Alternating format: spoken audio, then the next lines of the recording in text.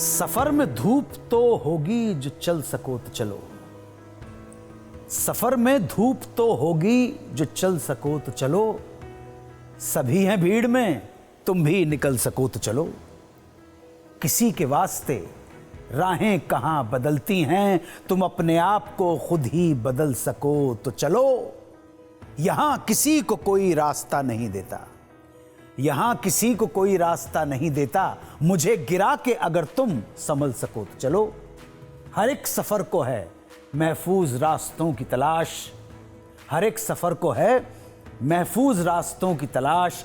हिफाजतों की रवायत बदल सको तो चलो।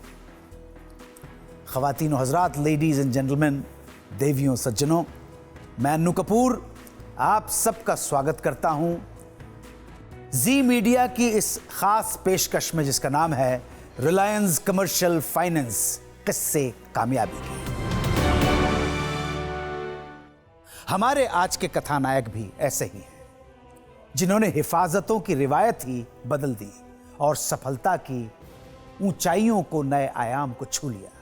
मैं आमंत्रित करना चाहूंगा बालाजी वेफर्स के श्री चंदू भाई वीरानी को। चंदू भाई का स्वागत कीजिए।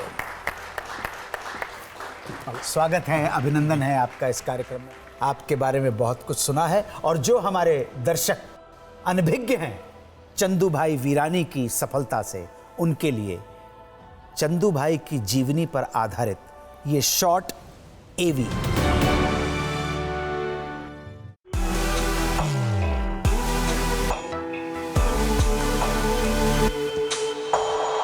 उन्नीस में अपने भाई भीखू भाई के साथ राजकोट के एस्ट्रॉन सिनेमा हॉल की कैंटीन चलाने वाले 17 साल के चंदू भाई की सफलता की कहानी भी किसी फिल्म की कहानी से कम नहीं है। 1972 में उनके पिता ने अपनी खेती की जमीन बेचकर 20,000 रुपए इकट्ठा किए और अपने तीनों बेटों को देते हुए कहा कि जाओ और इन रुपयों से कोई काम जमा लो। तीनों भाई राजकोट आए और अपने सारे पैसे खेती के ही काम में लगा दिए। नकली खाद से उनका सारा काम चौपट हो गया और उन्होंने अपने सारे पैसे गंवा दिए। सड़क पर आ गए चंदू भाई ने अपने भाई भीखू भाई के साथ एस्ट्रन सिनेमा हॉल के बाहर स्नैक्स बेचने का काम शुरू कर दिया। उनकी मेहनत और ईमानदारी देखकर सिनेमा हॉल के मालिक गोविंद भाई ने उन्हें सिनेमा की कैंटीन चलाने के लिए दे दी। कैंटीन में वो एक लोकल सप्लायर के वेफर्स, नमकीन और अपने घर के बने हुए सैंडविच बेचते थे। ये सप्लायर उनकी जरूरतें पूरी नहीं कर पाता था, इसलिए चंदू भाई ने परिवार वालों के साथ मिलकर वेफर्स और नमकीन बनाने का काम शुरू कर दिया। और इस तरह शुरू हुआ बालाजी वेफर्स का सफर। आज आपका 550 वितरकों का एक विशाल नेटवर्क है और आपके उत्पाद संपूर्ण भारत की 4 लाख खुदरा दुकानों में उपलब्ध है। एक समय 2.5 लाख का सालाना कारोबार करने वाली बालाजी वेफर्स आज 4,000 करोड़ की कंपनी बन चुकी है।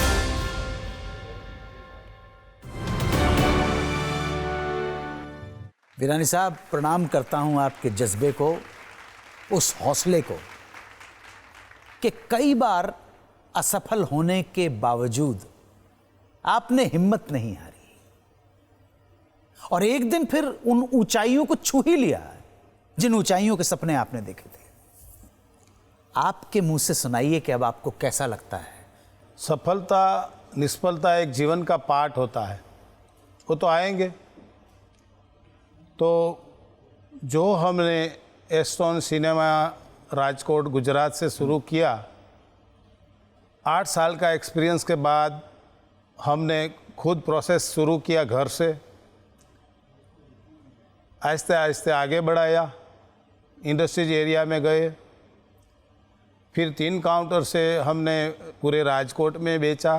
राजकोट से बढ़ते गुजरात, महाराष्ट्र, राजस्थान, एमपी और गोवा तक पहुँचे हम।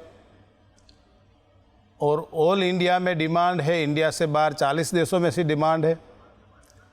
लेकिन हम डिमांड की तरह हम आगे बिक्री नहीं करते। एक आदमी को एक बार माल दे के दूसरे बार दे, बार बार दे, क्योंकि हमको विश्वास चाहिए। तो हमने ये आज 43 साल की जर्नी में आहिस्ते आहिस्ते उसको परिवर्तन लाके जो 3 काउंटर से जो बिक्री हो रही थी हमारी, आज 8 लाख काउंटर में बिक रहा है बालाजी।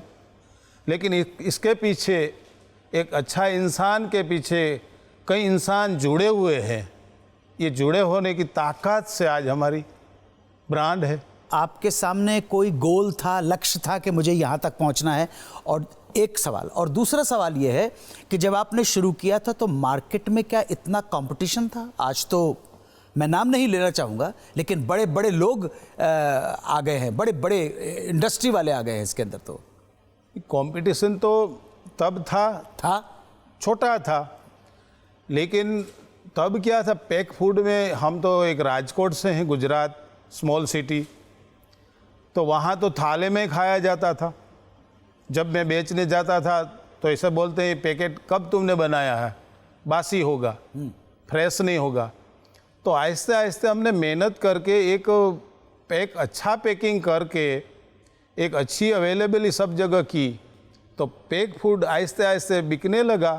काम किया, एक काम के लिए नहीं, काम एक व्यसन फैशन के लिए काम किया, अच्छी क्वालिटी बनी, तो बड़े बड़े लोग भी कंपटीशन में हमसे पीछे रह गए।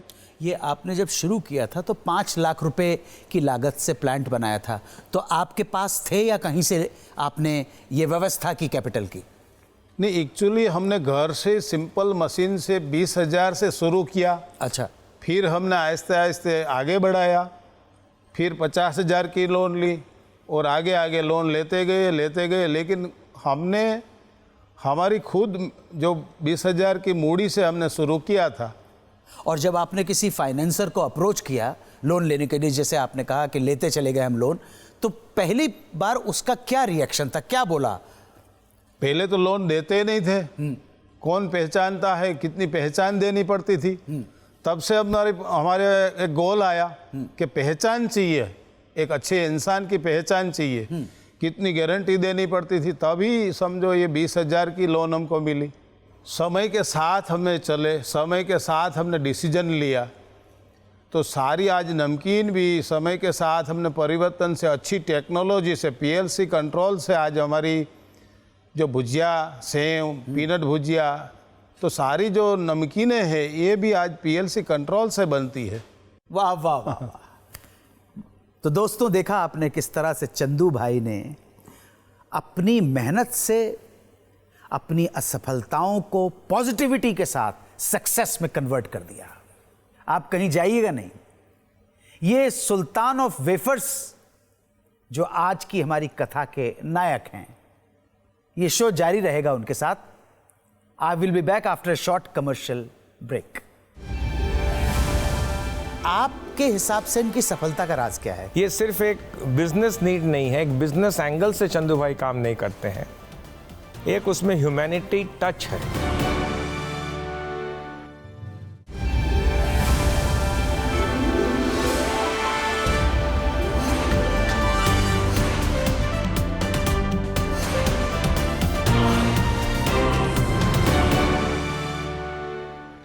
प्रिय मित्रों, एक बार फिर स्वागत है जी मीडिया की इस खास पेशकश में जिसका नाम है रिलायंस कमर्शियल फाइनेंस, किस्से कामयाबी के।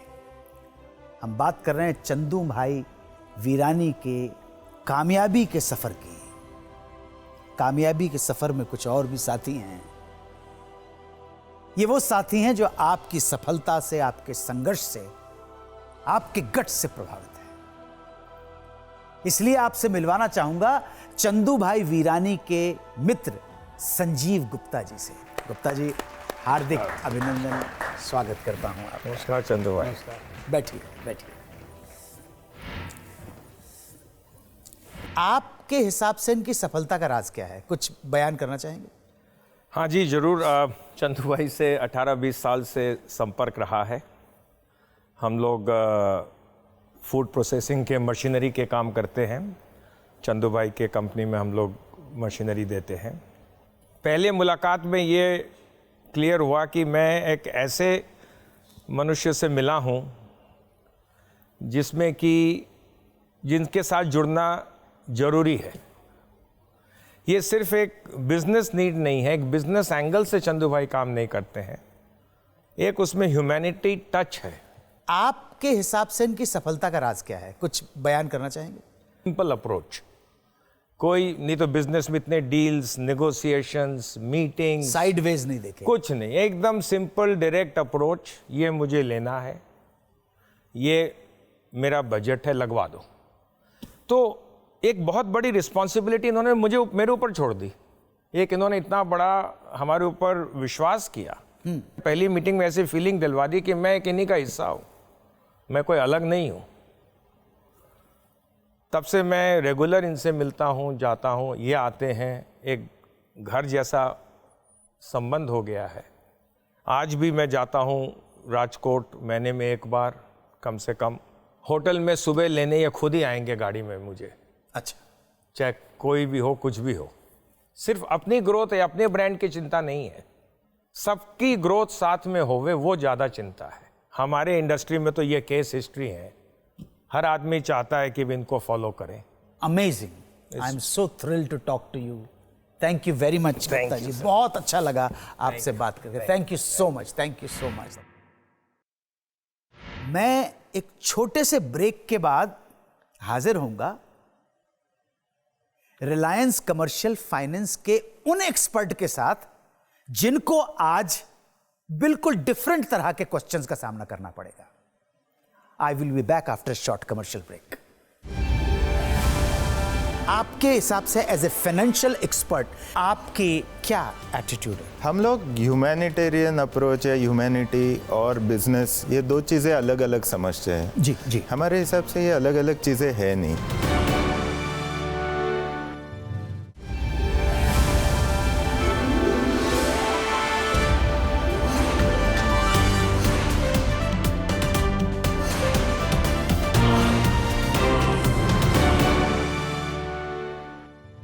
ब्रेक पर जाने से पहले मैंने आपसे वादा किया था कि मैं आपको मिलवाऊंगा एक्सपर्ट से, स्पेशल गेस्ट से।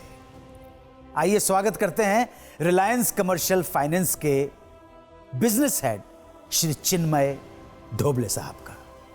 चिन्मय जी, स्वागत है आपका। Thank you very much.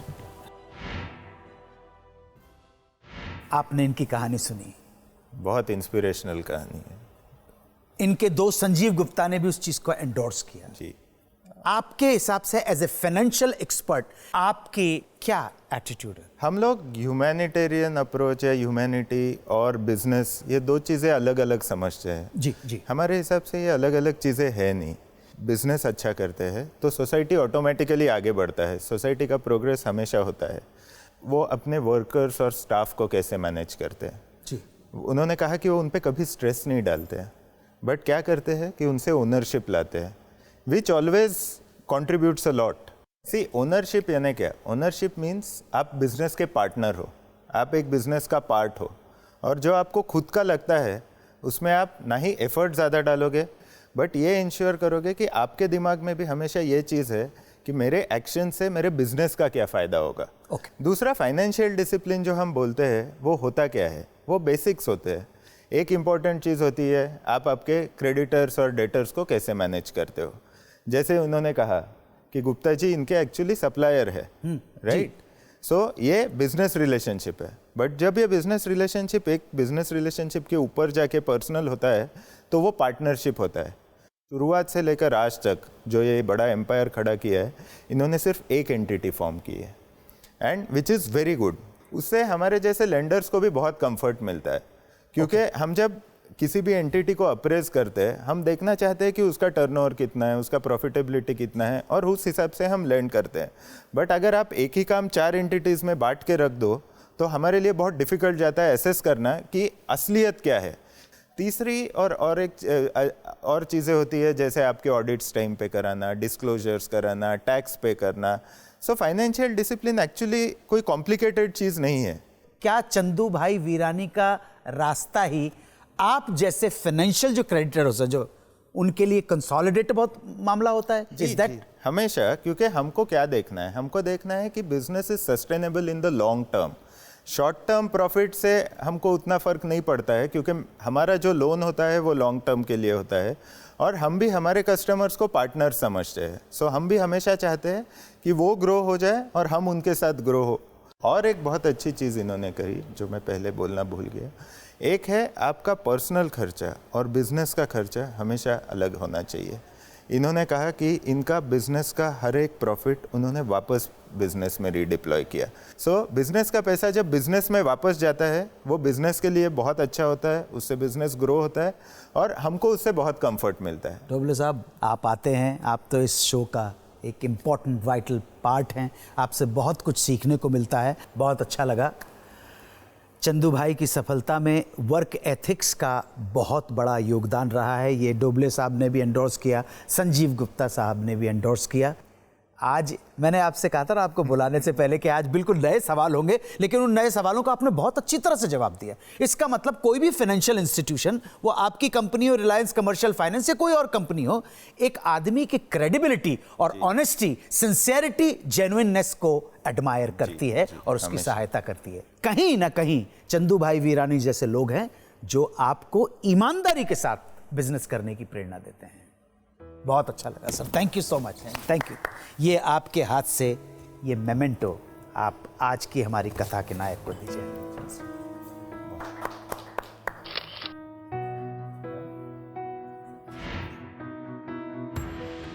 इसी उम्मीद के साथ कि अब तो मजहब कोई ऐसा भी चलाया जाए जिसमें इंसान को इंसान बनाया जाए। आग गंगा में भी जमुना में भी झेलम भी है, आग गंगा में भी जमुना में भी झेलम में भी है, कोई बतला दे कहाँ जाके नहाया जाए, और घर से मस्जिद है बहुत दूर, चलो यूं कर लें किसी रोते हुए बच्चे को हंसाया जाए। बिजनेस हो, पॉलिटिक्स हो, आर्ट हो, एस्ट्रोनॉमी हो, कुछ भी हो, लेकिन इंसानियत सर्वोपरि रहेगी और रहनी चाहिए। इसी मंगल कामना के साथ वादा करता हूं कि अगले हफ्ते फिर इस कार्यक्रम में आपसे भेंट होगी, जिसका नाम है रिलायंस कमर्शियल फाइनेंस, किस्से कामयाबी के। खुदा हाफिज, जय हिंद, वंदे मातरम।